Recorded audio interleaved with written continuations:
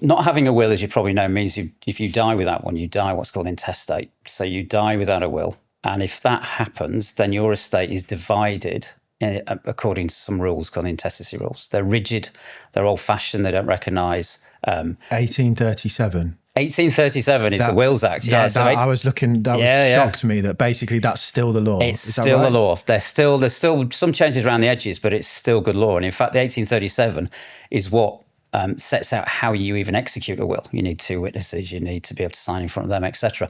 That hasn't changed at all. And to put that into a timeline context, that's before you had stories written like Bleak House and Dickens. That's how old that is. 1837 is huge. The only other acts I can think of that does impinge a little bit is the Partnership Act that came out in about 1870, I think, or 1890. But they are basically old. About yesterday compared. Yeah, it's incredible. And it hasn't moved because, and even then, the sort of the testamentary freedom is basically the big sort of guardian point that law is to provide in this country. So in the UK, you can leave what you want to who you want.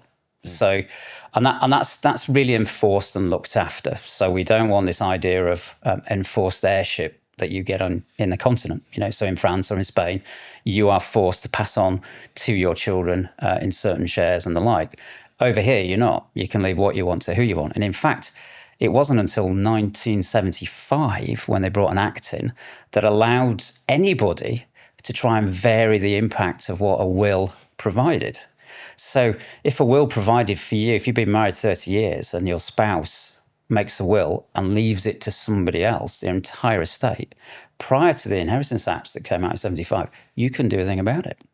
So you couldn't argue with it if they left it to really difficult. The donkey sanctuary or whatever. You would be left trying to find some way of saying that the will is invalid or some kind of equitable promise. It's really sort of hard cases to prove. Whereas now, since 1975, you can argue that reasonable financial provision should have been made for me, and it hasn't, and the court has the power to interfere and vary the effects of that original position. But that doesn't that defeat the whole purpose of you writing a will? If I'm like, I want to leave it all to Damo, and then like they come and say you can't, then it's like, but that's my will. They're like, you should have given it to your son, which obviously makes a lot of sense. But like, it's my money. If I want to give it to Damo, why can't I give it to Damo? Or if I don't like one of my kids and I like the other one, and this one stole my money and this one's cool, and I give it all to him, then they're like, oh no, you need to give some to him because you should have made provisions. I'm like, I don't like him. You did it for a reason. I did it for a reason. I made my will for a reason. Like, I had no idea you were going to sound like the Daily Mail, but you are absolutely right. Is that the Daily Mail does, any week you go in there, the Daily Mail will say, what is the point of doing a will? Because we can drive a whole, whatever I do, someone can make a claim to bring it in. Just to put that into context, 1975, let's rewind in time a little bit. So late 60s, early 70s, for the first time you had people getting divorced and getting remarried. It happened before, of course it did. But in terms of frequency and more people getting divorced, that's when it started. Why? Because in 73, there was an act that was brought out by a chap called Lord Denning who got involved and did it. And he provided powers and safeguards for mainly women so they could look to get recoveries even if they got divorced. Surprise, surprise, divorces started to go up. Fast forward in time, you're getting more and more blended families that are now dying. So you're in a situation where on the death, some people have been married twice, sometimes three times. They've got kids from either side. How are you leaving your money to each other? How are you leaving your money to your kids on both sides? So you got this kind of 1975, they decided that, look, you can't possibly allow a spouse to be left out. So the 1975 Act was a really good act. But of course, what's happened, like most laws, it gets tested, it gets pushed, and you get to that situation that you described. So I can say as a lawyer, absolutely you can leave what you want to who you want. Donkey sanctuary, one of your kids, two of your kids, three of your kids, five of your mistresses, whatever, and it happens, we've seen it all. So that happens, but the court will interfere only if it's certain categories of people, spouses, cohabitees, financially dependent people and children to you. And it will ask the question, should you have made reasonable financial provision for you? And no provision can be reasonable.